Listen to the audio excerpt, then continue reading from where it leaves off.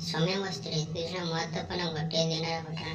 ସ୍ୱାମୀ ସ୍ତ୍ରୀ ଦୁଇଜଣଙ୍କ ମଧ୍ୟରେ ଟିକେ ଝଗଡ଼ା ହେଇଗଲା। ଏତିକିରେ ସ୍ୱାମୀ ରାଗିଗଲେ। ଯେତେବେଳେ ହଉ ଖାଲି ରାଉରାଇ ହେଉଛି, ଫାଲତୁ ସ୍ତ୍ରୀ ସହ କେବେ କଥା ହେବାନି। ମନେ ମନେ ଚିନ୍ତା କରିବାକୁ ଲାଗିଗଲେ ଓ କେବେ ବି କଥା ହେବାନି ଭାବି ଗୋଟିଏ ଚାହା ଦୋକାନରେ ବସିଲା। ଚାହା ଦୋକାନକୁ ଚାହା ଦେବାକୁ କହିଲେ ଦୋକାନୀ ଚାହା ତିଆରି କଲେ। ହଠାତ୍ ସେପଟୁ ଶୁଭିଲା, ପୁଅ ଏତେ ଥଣ୍ଡାରେ ବାହାରେ ଚାହା ପିଉଛୁ, ଘରେ ପିଇପାରିଲୁନି? ବୁଢ଼ା ବୁଲି ଚାହିଁଲା, ଦେଖିଲା ବୁଢ଼ା ଲୋକଟି। କହିଲେ ତୁମେ ଏତେ ଥଣ୍ଡାରେ ପଇସା ହେଲାଣି?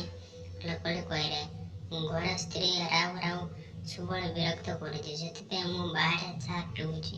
ବୁଢ଼ା ଲୋକଟି ମୋ ସ୍ତ୍ରୀ 8 ବର୍ଷ ହେଲାଣି ହାରପାର ଚାଲିଗଲାଣି। ପୁଅ ବୋଉ ବାହାରେ ରହୁଛନ୍ତି, ମୁଁ ଏକା।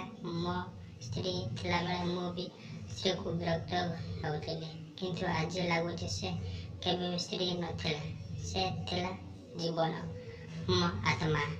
ତା ବିନା ଜୀବନଟା ମୂଲ୍ୟହୀନ। ଘରକୁ ଗଲେ କେହି କହୁନାହାନ୍ତି କୁଆଡ଼େ ଯାଇଥିଲୁ, ଶୀଘ୍ର ଖାଇବୁ ଆସ। ଏ କଥା ଏ ଜନ୍ମରେ ଆଉ ଶୁଣିପାରିବିନି।